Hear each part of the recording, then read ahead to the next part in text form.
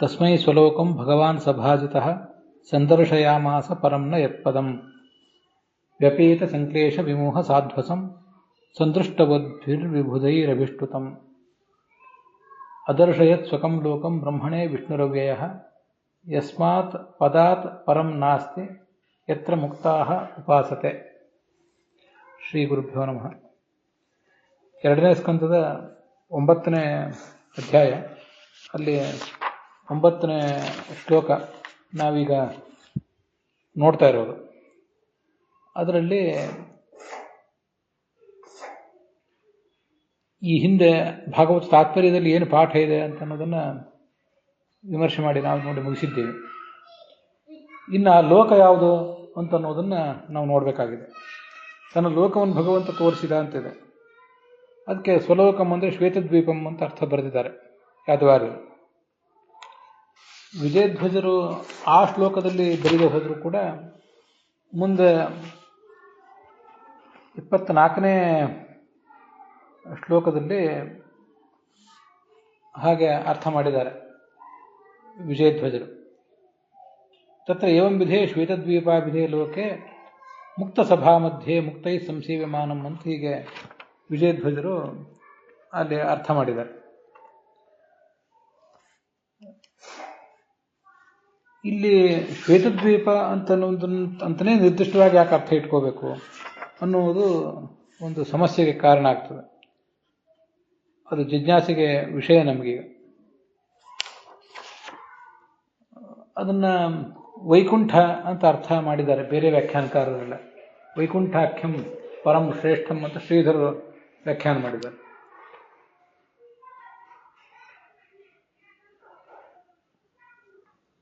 ವೈಕುಂಠಾಖ್ಯೇ ಲೋಕೆ ರಜಃ ತಮಃ ಸತ್ವಂ ಚ ನಾಸ್ತಿ ಅಂತ ಶ್ರೀಧರರು ಕೂಡ, ವೀರರಾಘವರು ಕೂಡ ವ್ಯಾಖ್ಯಾನ ಮಾಡಿದ್ದಾರೆ. ಹೀಗೆ ವಿಜಯಧ್ವಜರು ಮತ್ತು ಯಾದವಾರ್ಯರು ಅದನ್ನು ಶ್ವೇತದ್ವೀಪ ಅಂತ ಮಾಡಿದ್ದಾರೆ, ಉಳಿದವರೆಲ್ಲ ಅದನ್ನು ವೈಕುಂಠ ಅಂತ ಮಾಡಿದ್ದಾರೆ. ಗೋವಿಂದಾಚಾರ್ಯರು ಕೂಡ ವೈಕುಂಠ ಲೋಕವನ್ನು ತೋರಿಸಿದ ಅಂತ ಹೇಳ್ತಾರೆ. ಇದು ಶ್ವೇತದ್ವೀಪ ಅನ್ನೋದಕ್ಕೆ ನಿರ್ದಿಷ್ಟವಾದ ಆಧಾರ ಅಲ್ಲಿ ಮುಂದೆ ಭಾಗವತದಲ್ಲೂ ಮತ್ತು ಭಾಗವತ ತಾತ್ಪರ್ಯದಲ್ಲಿ ಕೂಡ ನನಗೆ ಕಣ್ಣಿಗೆ ಬೀಳಲಿಲ್ಲ. ಯಾರಿಗಾರು ವಿದ್ವಾಂಸರಿಗೆ ಅದು ಕಣ್ಣಿಗೆ ಬಿದ್ದರೆ ದಯವಿಟ್ಟು ನನಗದನ್ನು ತಿಳಿಸ್ಬೇಕು. ಮತ್ತೆ ಈ ಶ್ಲೋಕವನ್ನು ಆಚಾರ್ಯರು ಇದರ ಮುಂದಿನ ಕೆಲವು ಶ್ಲೋಕಗಳನ್ನು ಒಟ್ಟಾರೆ ಸರ್ವಮೂಲದಲ್ಲಿ 5 ಕಡೆ ಉಲ್ಲೇಖ ಮಾಡಿದ್ದಾರೆ. ಅನುವ್ಯಾಖ್ಯಾನದಲ್ಲಿ 4ನೇ ಅಧ್ಯಾಯದ 2ನೇ ಪಾದದಲ್ಲಿ ಒಂದು ಕಡೆ ಇದೆ. ಶ್ಲೋಕ ಸಂಖ್ಯೆ 110 ಅಂತ ಕಾಣಿಸ್ತದೆ. ಯಾರಾದರೂ ನೀವು ಅದನ್ನು ನೋಡೋರಿದ್ರೆ ನೋಡಬಹುದು. ಗೀತಾ ತಾತ್ಪರ್ಯದಲ್ಲಿ 2 ಕಡೆ ಉಲ್ಲೇಖ ಮಾಡಿದ್ದಾರೆ. 2ನೇ ಅಧ್ಯಾಯದ 18ನೇ ಶ್ಲೋಕದಲ್ಲಿ ಮತ್ತು 18ನೇ ಅಧ್ಯಾಯದ 62ನೇ ಶ್ಲೋಕದಲ್ಲಿ ಭಾಗವತ ತಾತ್ಪರ್ಯ ಬರೆಯುವಾಗ ಆಚಾರ್ಯರು ಅದನ್ನು ಉದ್ಧರಿಸಿದ್ದಾರೆ. ಹಾಗೆ ಬೃಹದಾರಣ್ಯಕ ಭಾಷ್ಯದಲ್ಲಿ 1ನೇ ಅಥವಾ ಅದೇ 3ನೇ ಅಧ್ಯಾಯ, ಅಲ್ಲಿ ಭೇದ ಅನ್ನೋದು ಮೋಕ್ಷದಲ್ಲೂ ಇರುವುದರಿಂದ ಅದು ಸತ್ಯ ಅನ್ನೋದನ್ನು ಹೇಳುವಾಗ ಉದ್ಧರಿಸಿದ್ದಾರೆ. ಇನ್ನೊಂದು 4ನೇ ಅಧ್ಯಾಯ ಅಥವಾ 6ನೇ ಅಧ್ಯಾಯ, ಅಲ್ಲಿ ಮತ್ತೊಂದು ಕಡೆ ಅದನ್ನು ಉದ್ಧರಿಸಿದ್ದಾರೆ. ನಿರ್ಗುಣ ಮುಕ್ತಿ ಅನ್ನೋದು ಪ್ರಮಾಣ ಶೂನ್ಯ, ಮುಕ್ತರಿಗೂ ಶರೀರವಿದೆ ಅನ್ನೋದನ್ನು ವರ್ಣನೆ ಮಾಡುವ ಪ್ರಸಂಗದಲ್ಲಿ ಉದ್ಧರಿಸಿದ್ದಾರೆ. ಈಗ ಒಟ್ಟು 5 ಕಡೆ ಈ ವಿಷಯ ಬಂದಿದೆ. ಅಲ್ಲಿ ಯಾವುದನ್ನು ನಾವು ತೆಗೆದು ನೋಡಿದರೂ ಕೂಡ ಶ್ವೇತದ್ವೀಪ ಅನ್ನುವಂಥ ನಿರ್ದಿಷ್ಟ ಉಲ್ಲೇಖ ಏನು ಎಲ್ಲೂ ಕಾಣಿಸೋದಿಲ್ಲ ವ್ಯಾಖ್ಯಾನ ಮಾಡಿದವರ ದೃಷ್ಟಿಕೋನದಿಂದ.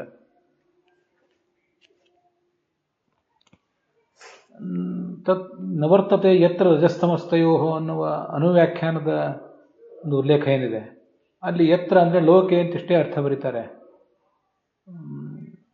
ಜಯತೀರ್ಥರು ಸುಧಾದಲ್ಲಿ, ಹೊರತು ಯಾವ ಲೋಕ ಅಂತ ಬರೆದಿಲ್ಲ. ಇದು ಯಾವ ಲೋಕಕ್ಕೂ ಅನ್ವಿತ ಆಗಬಹುದು. ನಿರ್ದಿಷ್ಟವಾಗಿ ವೈಕುಂಠವೂ ಏನಾಗಬೇಕಾಗಿಲ್ಲ, ಹಾಗೆ ಶ್ವೇತದ್ವೀಪವೂ ಆಗಬೇಕಾಗಿಲ್ಲ. ಯಾವ ಲೋಕ ಆದರೂ ಆಗಬಹುದು, ಅಥವಾ ಎಲ್ಲ ಲೋಕಗಳನ್ನೂ ತೋರಿಸಿದ ಅಂತ ಅದರ ಅರ್ಥ ನಾವು ತಿಳ್ಕೋಬಹುದು. ಗೀತಾ ತಾತ್ಪರ್ಯದಲ್ಲಿ 2ನೇ ಅಧ್ಯಾಯದ 18ನೇ ಶ್ಲೋಕದಲ್ಲಿ ಇದು ಬಂದಿದೆ ಅಂತ ಹೇಳಿದ್ನಲ್ಲ, ಅಲ್ಲಿ ಆ ಗೀತಾ ತಾತ್ಪರ್ಯದ ಟೀಕಾ ಜಯತೀರ್ಥರ ಟೀಕಾವನ್ನು ನೋಡ್ಲಿಕ್ಕೆ ನನಗೆ ಅನುಕೂಲ ಆಗಲಿಲ್ಲ. ಯಾರು ವಿದ್ವಾಂಸರು ನೋಡುವುದಿದ್ದು ನೋಡಬಹುದು. ಅಲ್ಲಿ ಅನುವಾದ ಮಾಡುವರು ಯಾವ ವೈಕುಂಠ ಲೋಕದಲ್ಲಿ ರಜೋಗುಣ ಇಲ್ಲ, ತಮೋಗುಣ ಇಲ್ಲ, ಮತ್ತು ಇವುಗಳಿಂದ ಮಿಷ್ಟವಾದ ಸತ್ವಗುಣವೂ ಇಲ್ಲ ಅಂತ ಹೀಗೆ ಅನುವಾದ ಮಾಡಿದ್ದಾರೆ. ಮತ್ತು ಇದನ್ನು ತೋರಿಸಿದ್ದು ಭಗವಂತ ಶ್ವೇತದ್ವೀಪವನ್ನಾದರೆ ಅದು ವೈಕುಂಠ ಅಂತ ಹೇಗೆ ಬಂತು? ಒಂದು ಕಡೆ ವೈಕುಂಠ ಅಂತ ಅದನ್ನು ಅನುವಾದ ಮಾಡ್ತಾರೆ, ಮತ್ತೊಂದು ಕಡೆ ಶ್ವೇತದ್ವೀಪ ಅಂತ ಅನುವಾದ ಮಾಡ್ತಾರೆ. ಇದು ಹೇಗೆ ಸರಿಯಾಗ್ತದೆ ಅಂತ ಸಮಸ್ಯೆ ಬರ್ತದೆ. ಇದರ ಮುಂದೆ ಗೀತಾ ತಾತ್ಪರ್ಯ 18ನೇ ಅಧ್ಯಾಯ, ಅಲ್ಲಿ 62ನೇ ಶ್ಲೋಕ ಇದೆ. ಆ 62ನೇ ಶ್ಲೋಕದಲ್ಲಿ ಗೀತಾದಲ್ಲಿ ಸ್ಥಾನಂ ಪ್ರಾಪ್ಸಿಸಿ ಶಾಶ್ವತಂ, ಶಾಶ್ವತವಾದ ಸ್ಥಾನವನ್ನು ಹೊಂದುತ್ತೆ ಅಂತ ಭಗವಂತ ಹೇಳ್ತಾನೆ. ಅಲ್ಲಿ ಶಾಶ್ವತವಾದ ಸ್ಥಾನ ಅಂದರೆ ವೈಕುಂಠ ಮೊದಲಾದ ಶಾಶ್ವತ ಸ್ಥಾನಗಳನ್ನು ಹೊಂದುತ್ತೆ ಅಂತ ಅರ್ಥ. ವೈಕುಂಠಾದಿ ಅಂತ ಆಚಾರ್ಯರು ಬರೆದಿದ್ದಾರೆ. ಅಲ್ಲೇ ಶ್ರೀದೇವ ಲೋಕರೂಪೇಣ ವಿಷ್ಣುಸ್ತಿಷ್ಠತಿ ಸರ್ವದಾ, ಲಕ್ಷ್ಮೀದೇವಿಯೇ ಲೋಕರೂಪದಿಂದ ಭಗವಂತನ ಎಲ್ಲ ಲೋಕರೂಪದಿಂದಲೂ ಇರ್ತಾಳೆ. ಆದ್ದರಿಂದ ಆ ವೈಷ್ಣವ ಲೋಕಾಹ ಅವು ನಿತ್ಯ ಲೋಕಗಳು ಮತ್ತು ಅವು ಚಿನ್ಮಯವಾದ ಲೋಕಗಳು, ಚೇತನಮಯವಾದ ಲೋಕಗಳು, ಜಡವಾದ ಲೋಕಗಳಲ್ಲ ಅಂತ ಅಗ್ನಿಪುರಾಣದ ಮಾತನ್ನು ಉದ್ಧರಿಸಿದ್ದಾರೆ. ಮತ್ತೆ ಅಲ್ಲೇ ನವರ್ತತೆ ಯತ್ರ ರಜಸ್ತಮಸ್ತಯೋಹೋ ಅಂತ ಈ ಭಾಗವತದ ಶ್ಲೋಕವನ್ನು ಉದ್ಧರಿಸಿದ್ದಾರೆ. ಅದನ್ನು ಗಮನಿಸಿದರೆ ವೈಕುಂಠಾದಿ ಅಂತ ಆಚಾರ್ಯರು ಹೇಳುವಾಗ ಇದು ಈ 3 ಲೋಕಕ್ಕೂ ಸಂಬಂಧಪಡ್ತದೆ. ಶ್ವೇತದ್ವೀಪ ಅಂತ ಅದನ್ನು ನಿರ್ದಿಷ್ಟವಾಗಿ ಶ್ವೇತದ್ವೀಪವನ್ನೇ ತೋರಿಸಿದ ಅನ್ನೋದಕ್ಕೆ ಎಲ್ಲಿಯೂ ಆಧಾರ ಕಾಣಿಸೋದಿಲ್ಲ, ಅದು ಸಮಸ್ಯೆ. ಹೀಗೆ ಆ ಶ್ಲೋಕ ಏನು ಸಂದೃಷ್ಟವದ್ಭಿಹಿ ವಿಬುಧೈರಭಿಷ್ಠುತಂ ಅಂತಿದೆಯಲ್ಲ, ಆ ಲೋಕ ದೇವತೆಗಳು ಕೂಡ ಸ್ತೋತ್ರ ಮಾಡುವಂಥ ಲೋಕ ಅಂತ. ಸ್ತೋತ್ರ ಯಾಕೆ ಮಾಡ್ತಾರೆ ಅಂದರೆ ಲಕ್ಷ್ಮೀದೇವಿ ರೂಪವಾದ್ದರಿಂದ ಅದನ್ನು ಸ್ತೋತ್ರ ಮಾಡ್ತಾರೆ. ಜಡವಾದ ಲೋಕವನ್ನು ಅವರು ಕೂಡ ಸ್ತೋತ್ರ ಮಾಡಲಿಕ್ಕೆ ಹೋಗೋದಿಲ್ಲ. ಮತ್ತು ಅದು ಬರೀ ಹೊಗಳುವುದು ಅಂತಲೂ ಅರ್ಥ ಅಲ್ಲ, ಸ್ತೋತ್ರ ಮಾಡಲ್ಪಡುವ ಲೋಕ ಅನ್ನೋದನ್ನು ಈ ಸಂದರ್ಭದಲ್ಲಿ ನಾವು ತಿಳ್ಕೋಬೇಕು. ಅಂತೂ ಅಲ್ಲಿ ಬಂದಿರುವುದು ಶ್ವೇತದ್ವೀಪ, ಅನಂತಾಸನ, ವೈಕುಂಠ, ಈ 3 ಲೋಕಗಳ ಬಗ್ಗೆಯೂ ಕೂಡ ಅನ್ನೋದನ್ನು ಗಮನಿಸಿದರೆ ಸಾಕು.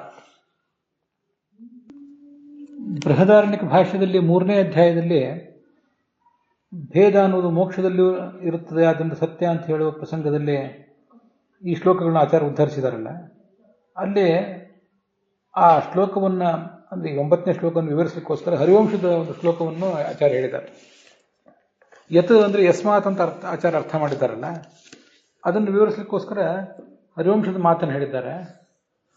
ಅದು ಒಟ್ಟಾರೆ ಯತ್ ಅನ್ನೋದನ್ನೂ ವಿವರಿಸ್ತದೆ, ಒಟ್ಟಾರೆ ವಿಷಯವನ್ನು ವಿವರಿಸ್ತದೆ.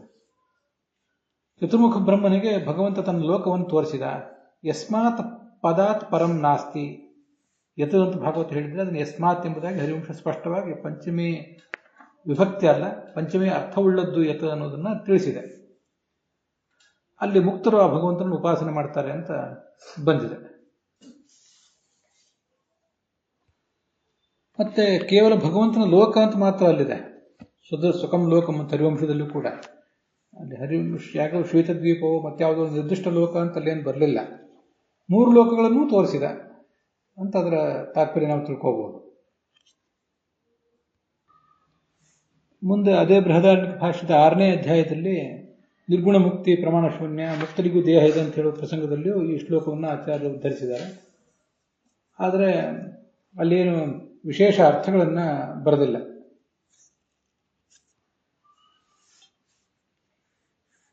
ಪ್ರಸಿದ್ಧೇಶ್ವೇವ ಸ್ಥಳೇಶು ಮುಕ್ತ್ಯನಂತರಂ ಭೋಗೋಕ್ತೇಶ್ಚ, ಈ ಎಲ್ಲ ಸ್ಥಳಗಳಲ್ಲಿ ಮುಕ್ತಿಯ ಅನಂತರವೂ ಕೂಡ ಮುಕ್ತರು ಭೋಗವನ್ನು ಅನುಭವಿಸ್ತಾರೆ ಅಂತಿಷ್ಟೇ ವರ್ಣನೆ ಮಾಡಿದ್ದಾರೆ. ಈ ಎಲ್ಲ ಲೋಕಗಳಲ್ಲಿಯೂ ಮುಕ್ತರು ಭೋಗವನ್ನು ಅನುಭವಿಸ್ತಾರೆ ಅಂತ ಬಂದಿರುವುದರಿಂದ ಇದು ಶ್ವೇತದ್ವೀಪವೂ ಆಗಬಹುದು, ಅನಂತಾಸನವೂ ಆಗಬಹುದು, ವೈಕುಂಠವೂ ಆಗಬಹುದು ಅನ್ನುವುದು ಆ ಬೃಹದಾರಣ್ಯಕದ ಭಾಗ ನೋಡಿದರೂ ಕೂಡ ಗೊತ್ತಾಗ್ತದೆ. ಅಲ್ಲಿ ಟಿಪ್ಪಣಿಯಲ್ಲಿ ರಘುತ್ತಮ ಸ್ವಾಮಿಗಳೇನು ವಿಶೇಷ ಅಂಶಗಳನ್ನು ಬರೆದಿಲ್ಲ, ಹಾಗಾಗಿ ನಾನು ಅದನ್ನು ಉದ್ಧರಿಸಲಿಲ್ಲ. ಅಂತೂ ಇದು ಶ್ವೇತದ್ವೀಪ ಅಂತ ಅರ್ಥ ಮಾಡಲಿಕ್ಕೆ ನಿರ್ದಿಷ್ಟವಾದ ಕಾರಣಗಳೇನು ಕಾಣಿಸೋದಿಲ್ಲ. ಇಷ್ಟಾದರೂ ವಿಜಯಧ್ವಜರು ಮತ್ತು ಯಾದವಾರರು ಅದನ್ನು ಶ್ವೇತದ್ವೀಪ ಅಂತ ಹೇಳುವುದು ಯಾವ ಆಧಾರದಿಂದ ಅನ್ನೋದು ನನಗೇನಾದರೂ ಸಿಕ್ಕರೆ ನಾನು ಅದನ್ನು ತಮ್ಮೆದುರಿಗೆ ಹಂಚ್ಕೋತೇನೆ. ಹಾಗೆ ನಿಮಗೂ ಕೂಡ ಅದು ಯಾವ ಆಧಾರದಿಂದ ಅಂತ ಏನಾದರೂ ಗೊತ್ತಾದರೆ ನೀವು ಅದನ್ನು ತಿಳಿಸ್ರಿ, ಅದನ್ನು ನಾವು ಇಲ್ಲಿ ತಿಳ್ಕೊಳ್ಬಹುದು. ನನಗಂತೂ ಸದ್ಯದ ಅಲ್ಲಿಯ 2ನೇ ಸ್ಕಂದದ ಮುಂದಿನ ಭಾಗವತ ಶ್ಲೋಕಗಳು, ಭಾಗವತ ತಾತ್ಪರ್ಯ ಶ್ಲೋಕಗಳಲ್ಲಿ ಮತ್ತು ಸರ್ವಮೂಲದಲ್ಲಿ 5 ಕಡೆ ಏನು ಶ್ಲೋಕಗಳು ಉಲ್ಲೇಖ ಕಂಡಿವೆ ಅಲ್ಲಿ ನನಗೇನು ಇದು ಶ್ವೇತದ್ವೀಪ ಮಾತ್ರ ಅನ್ನೋದಂತೆ ಕಾಣಲಿಲ್ಲ. 3 ಲೋಕಗಳನ್ನು ತೋರಿಸಿದ ಅಂತನೋ ಅರ್ಥವೇ ನಮಗೆ ಕಾಣಿಸ್ತದೆ. ಅಂತೂ ಈ 9ನೇ ಶ್ಲೋಕ ಅನ್ನೋದು ತುಂಬ ಸುಂದರವಾದ ಶ್ಲೋಕ. ಭಗವಂತನ ವರ್ಣನೆ ಮಾಡ್ತದೆ, ಮತ್ತು ಚತುರ್ಮುಖ ಬ್ರಹ್ಮನನ್ನು ವರ್ಣನೆ ಮಾಡ್ತದೆ, ಎಲ್ಲ ದೇವತೆಗಳನ್ನೂ ವರ್ಣನೆ ಮಾಡ್ತದೆ, ಲಕ್ಷ್ಮೀದೇವಿಯನ್ನೂ ವರ್ಣನೆ ಮಾಡಿದೆ ಸ್ವಲೋಕಂ ಅಂತ ಬಂದಿರೋದ್ರಿಂದ. ಲೋಕ ಅನ್ನೋ ಶಬ್ದಕ್ಕೆ ಇನ್ನೂ ಒಂದು ಅರ್ಥ ಹೇಳ್ಬೋದು. ಈ ಹಿಂದೆ ನಾನು ಹೇಳಿದ್ದೆ, ಒಂದು ಶ್ವೇತದ್ವೀಪ, ಅನಂತಾಸನ, ವೈಕುಂಠ ಅನ್ನುವ ಲೋಕಗಳು. ಇನ್ನೊಂದು ಸ್ವಲೋಕ ಅಂದರೆ ಪರಮಾತ್ಮ ತನ್ನ ಸ್ವರೂಪವನ್ನು ತೋರಿಸಿದ ಅಂತ ಅರ್ಥ. ಮೃತಂ ಪಿಬಂತೋ ಸುಕೃತಸ್ಯ ಲೋಕೆ ಅನ್ನುವಲ್ಲಿ ಲೋಕ ಅಂದರೆ ದೇಹ ಅಂತ ಅರ್ಥ ಮಾಡಿದರೆ ಭಗವಂತನ ಸ್ವರೂಪ ಅಂತ ಅರ್ಥ ಮಾಡಬಹುದು. ಇನ್ನೊಂದು ತನ್ನ ದೇಹ ಅನಿಸ್ಕೊಂಡಿರುವ ಲಕ್ಷ್ಮೀದೇವಿಯನ್ನು ಅವನು ತೋರಿಸಿದ ಅಂತ ಇನ್ನೊಂದು ಲಕ್ಷ್ಮೀದೇವಿಯಿಂದ ಅಭಿಮನ್ಯಮಾನವಾದ ಲೋಕವನ್ನು ತೋರಿಸಿದ. ಹೀಗೆ ಲೋಕ ಅಂದರೆ ಶ್ವೇತದ್ವೀಪ, ಅನಂತಾಸನ, ವೈಕುಂಠ ಅನ್ನುವ ಲೋಕಗಳು. ಲಕ್ಷ್ಮೀದೇವಿಯನ್ನು ತೋರಿಸಿದ, ಹಾಗೆ ತನ್ನ ಸ್ವರೂಪವನ್ನೂ ತೋರಿಸಿದ ಅಂತ ಅದರ ತಾತ್ಪರ್ಯ. ಲಕ್ಷ್ಮೀದೇವಿ ಭಗವಂತನಿಗೆ ಲೋಕ ಅರ್ಥಾತ್ ಶರೀರ ಅಂದರೆ ಅದಕ್ಕೆ ನನಗೆ ಉಲ್ಲೇಖ ಗೀತಾ ಭಾಷ್ಯದ 12ನೇ ಅಧ್ಯಾಯದಲ್ಲಿ ಈ ವಿಷಯ ಬಂದಿದೆ. ಆಚಾರ್ಯರಲ್ಲಿ ಸೌಕರಾಯಣ ಶ್ರುತಿ ಅನ್ನೋದನ್ನು ಉದ್ಧರಿಸಿದ್ದಾರೆ. ಶರೀರ ರೂಪಿಕಾ ಸಾಸ್ಯ ಅಶರೀರಸ್ಯ ವಿಷ್ಣೋ ಯತಃ ಪ್ರಿಯಾ ಸಾ ಜಗತಃ ಪ್ರಸೂತಿ ಅಂತ. ಮೂಲತಃ ಪ್ರಾಕೃತ ಶರೀರವಿಲ್ಲದ ಭಗವಂತನಿಗೆ ಶರೀರದಂತೆ ಈ ಲಕ್ಷ್ಮೀದೇವಿ ಪ್ರಿಯಳಾಗಿದ್ದಾಳೆ, ಅರ್ಥಾತ್ ಅವನ ಸನ್ನಿಧಾನಕ್ಕೆ ಪಾತ್ರಳಾಗಿದ್ದಾಳೆ. ಮತ್ತು ಜಗತ್ತಿನ ಸೃಷ್ಟಿಗೆ ಕಾರಣವಾದ ಪ್ರಕೃತಿಯ ಅಭಿಮಾನಿಯಾದ್ದರಿಂದ ಅವ್ಯಕ್ತ ಶಬ್ದಗಳು ವಾಚ್ಯಳು ಕೂಡ ಆಗಿದ್ದಾಳೆ ಅಂತ ಹೀಗಾದರ ತಾತ್ಪರ್ಯ. ಆದ್ದರಿಂದ ಲೋಕ ಅಂದರೆ ತನ್ನ ಸ್ವರೂಪವನ್ನು ಭಗವಂತ ತನ್ನ ಸ್ವರೂಪವನ್ನೇ ತೋರಿಸಿದ ಅಂತ ಅರ್ಥ. ತನಗೆ ಶರೀರಳಾದಂಥ ಲಕ್ಷ್ಮೀದೇವಿಯನ್ನು ತೋರಿಸಿದಳು ಅಂತ ಅರ್ಥ.